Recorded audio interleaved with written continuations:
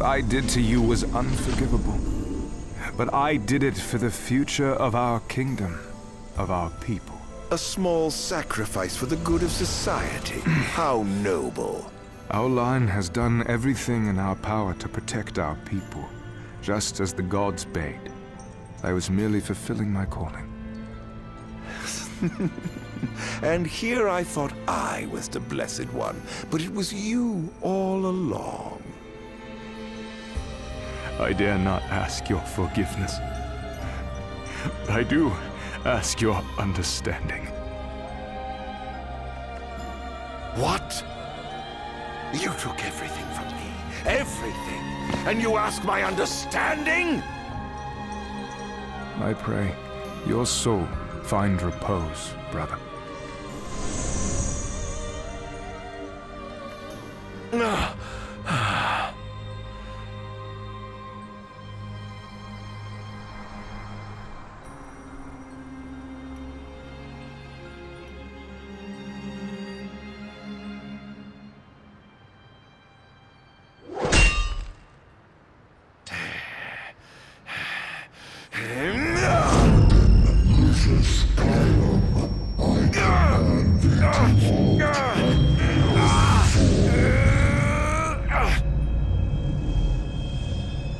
Fucking Bahamut and his unfathomably deep voice.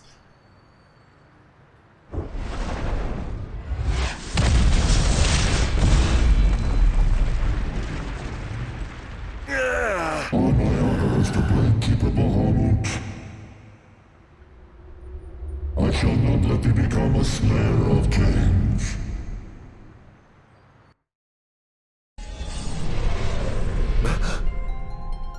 This place again. Why? Why do the gods deny me my revenge? Because thou hast been chosen to serve a different purpose. Oh? To spread darkness throughout the world is thy true calling. What the fuck? Darkness? Soon, the true king will be born unto Lucis. He shall lead the people as their beacon of hope and drive away the darkness. In turn, thou shalt be his sacrifice, the limitless shadow that ushers in the light. Why must I continue to suffer? Have I not already sacrificed enough? True king awakens, summoning the power of his forebears. He shall, at last, relieve thee of thy suffering. Then, the line of Lucis shall come to an end, and the revenge thou seekest shall finally be found. So it is ordained, and so shall it be. You say, I am not the savior of man, but his sacrificial lamb. And that I live only to die by the hand of the heir to an ill-gotten throne. That is the fate the gods have chosen to bestow upon me! The very same. Defy thy destiny if thou dare, but know that it will grant thee a life of darkness unending, devoid of death's reprieve. What say thee, Ardyn? Wow. Fucking hell. So do we get two different endings? I guess we have to submit to it. Isn't that what happens within the context of the story? Because Ardyn does die. Let's submit and see what happens if we choose the other option as well. Loath though I am to serve the shadows and surrender to the scion of a usurper, so long as it brings the royal bloodline to an end. So long as I get my revenge, I will submit. As thou shouldst, the fate bestowed upon a man cannot be changed. Now go, fulfill thy calling.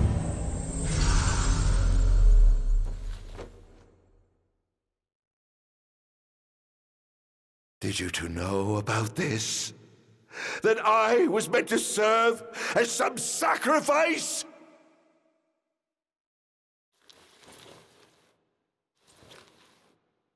Did you keep this from me, Era? What about you, dear brother? Did you know? Answer me!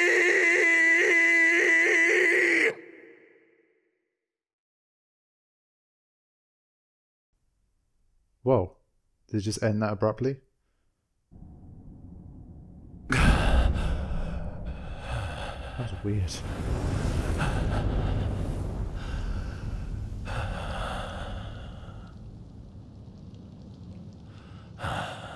So I guess these are the ending credits?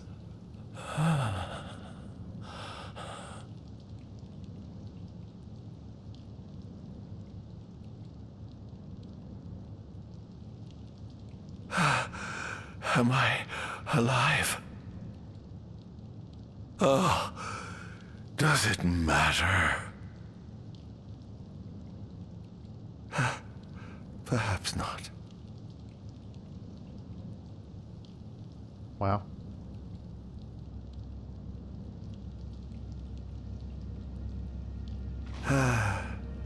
Nothing matters.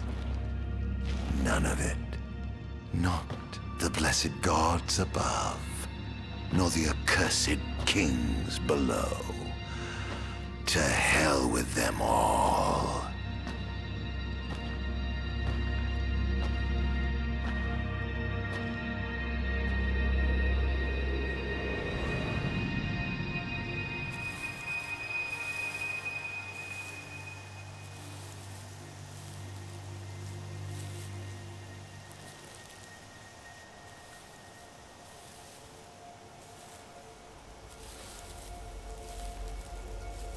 All that matters is I have my revenge.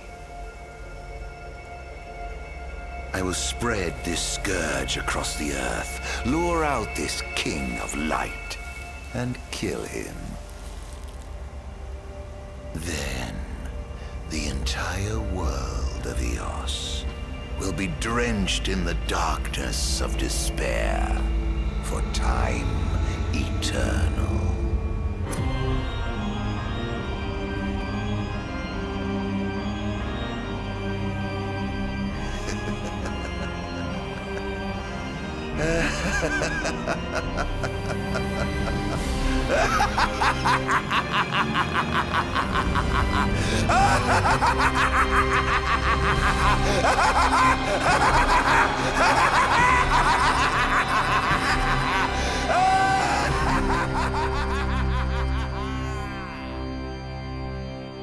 That's a hell of a maniacal laugh.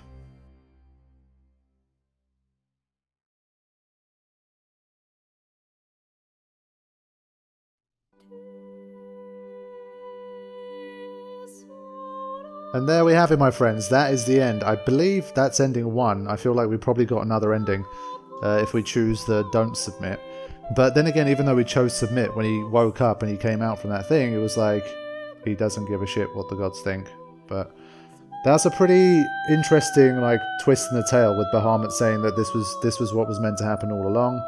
So, and I guess, I mean, we do have an answer to the ultimate question of why the gods let this happen. I mean, I guess when you're gods and, you know, you're trying to you know, run the show on whatever planet or world or universe you have control over, then people are just like puppets, right? People are just like pawns, and you make sacrifices and make moves as necessary for whatever greater situation you want to happen. So despite everything that Ardyn's been through, he was supposed to go through those things, and I guess it kind of, it really goes back to that thing I was saying at the start, that he looked like a prophet, and he's basically had like a prophet's fate and a prophet's life, where he's destined to die for a greater cause, even if he will end up being viewed as like evil by some. So he has to basically become the darkness in order for the light to also emerge,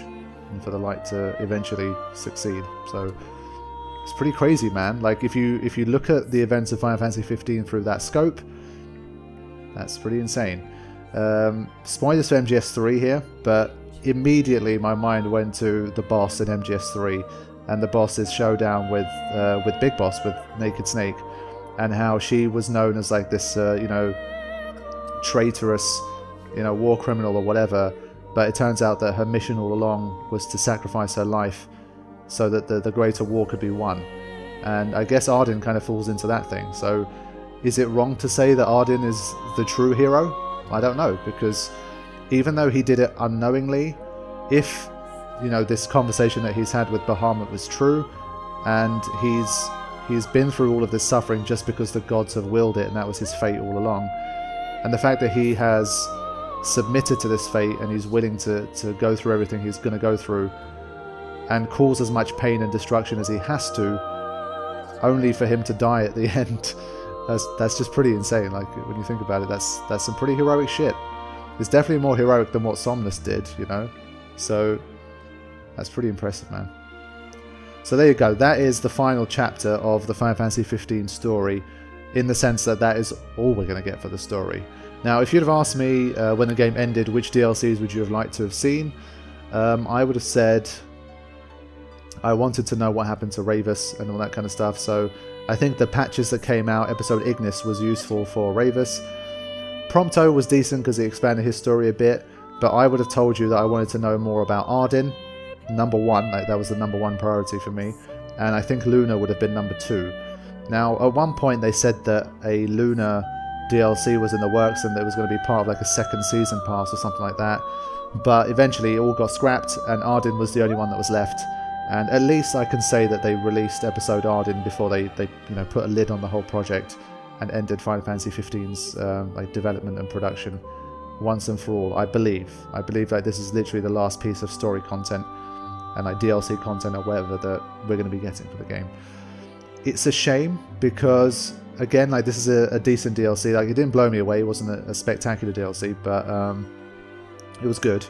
And if only this DLC had come out like within a year of the game's release, so if we had all 4 of the DLCs that we did get come out within a year, then that would have been really good. But because it's taken 16 months after the last DLC that we got, and almost 2.5 years since the release of the game, I think for a lot of people Final Fantasy 15 just became too irrelevant. And, you know, people just weren't that hyped about it. But here we go. There's a final little post-credit scene. Out of luck. Off my chair, Jester. The king sits there. To be continued in chapter 14, yeah. So they'll pull you back into the story and you'll be able to see the game's ending through new eyes. So if I were you guys, I would recommend going back to the end of the story and seeing how that goes, because now that you found out this new piece of information, I think that'd be pretty cool. So yeah, these are my scores.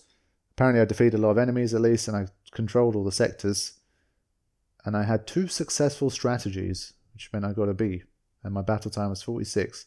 So my rank was a B. I think they were being kind. Thank you very much. Episode Ardyn, normal difficulty, total score, brilliant. 2 hours 49 minutes. Pretty standard for the Final Fantasy 15 DLC. Cost me $7.99.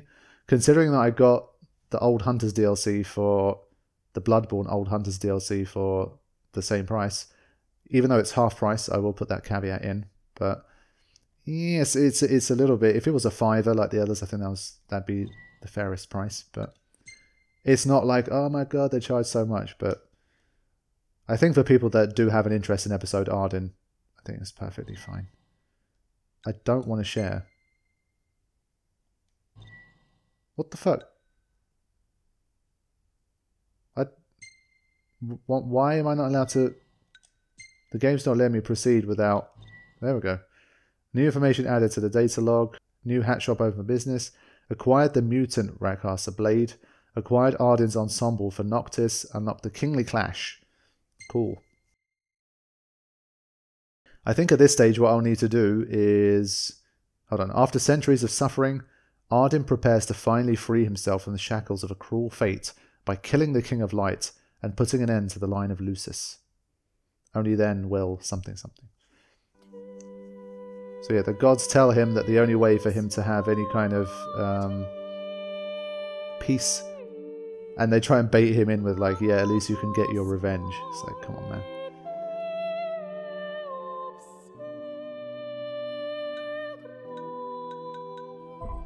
But yeah, I did say it's classic Final Fantasy, bad gods making pawns of people.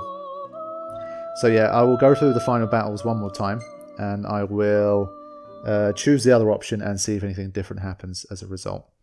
But I mean, Bahamut does say that like the fate of a man cannot be changed, so I think it's going to end the same. But I think that's just an illusion of choice that we have. But you never know. Episode Ignis had multiple endings, so this one might have a couple.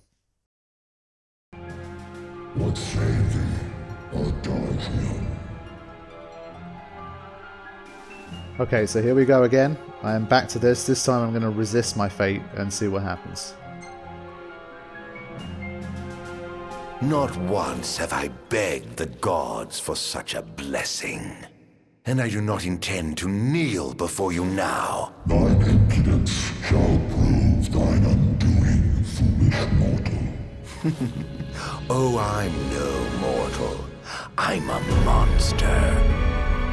The path men tread was never meant for me. Mine is paved with blood and darkness. Pitiful creature. If thou wilt fight against fate, so shall it be.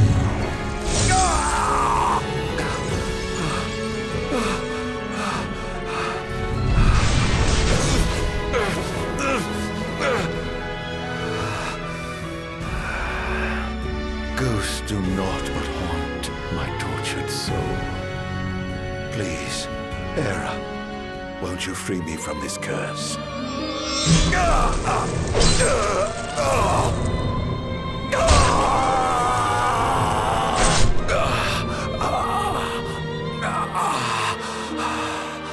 Pierce my heart if you must, but you will never kill my resolve.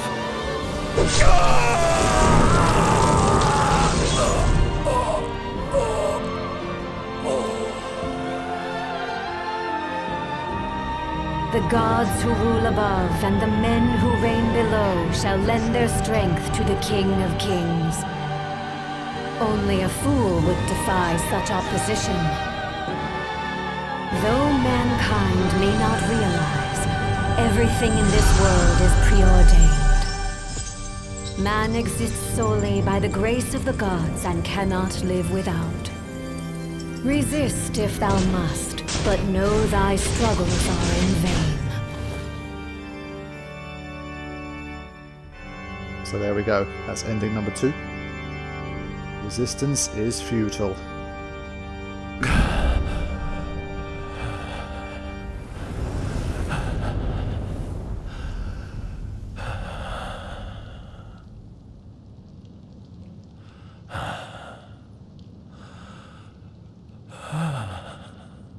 Yep, so we're pretty much back to exactly what it was in the first ending.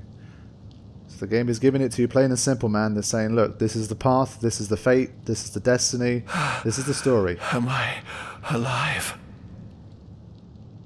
Oh, does it matter? You are not allowed to change what has been preordained. Perhaps not. Maybe that's how real life is too. Who knows?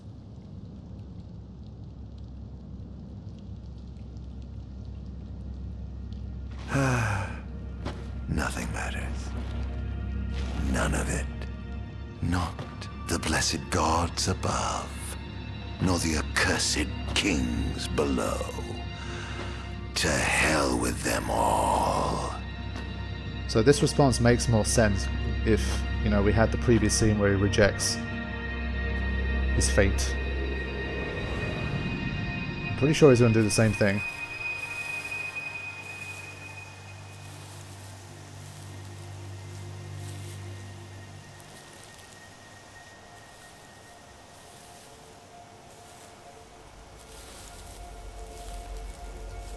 All that matters is I have my revenge. I will spread this scourge across the earth, lure out this king of light, and kill him.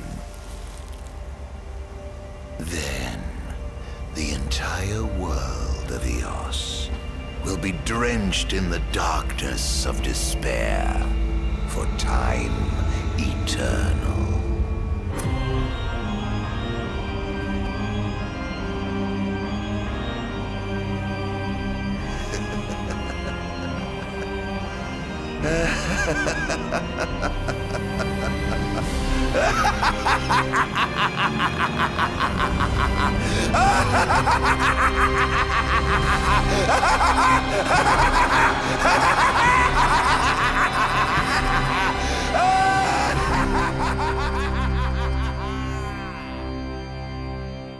At least I got to hear that crazy laugh one more time. So it should be exactly the same from here on out as well. So I guess maybe the game is trying to say to you, you know, regardless of how it ended, you know, it doesn't really matter which choice Ardyn made there. Within the story of the game, like the canon of the game, it ends the same regardless, but the path to get there, whether Ardyn was trying to defy his fate all along, or whether he was playing along as the puppet, it doesn't really change the situation. It just depends on which Ardyn you believe you met in the game, I guess. I mean, that's the only conclusion I can really draw from it.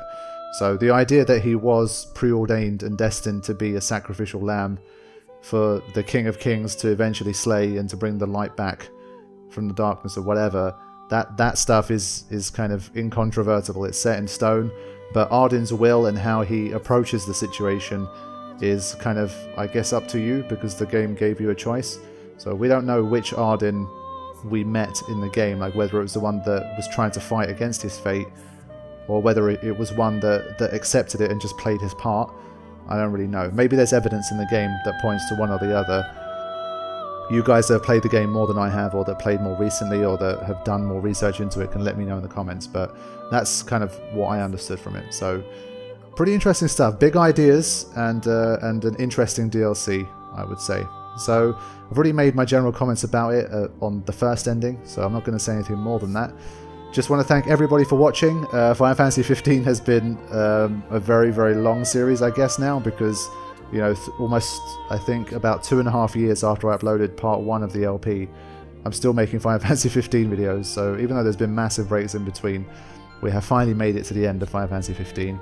And I guess all we can do now is look forward to, hopefully, Final Fantasy 16, where we're going to have a new world, new characters, new story, new everything, and hope that, at worst, it's as good as Final Fantasy 15, I would say. So that's all I got for you guys. Thank you all for joining me. I will see you soon with more content. Take care.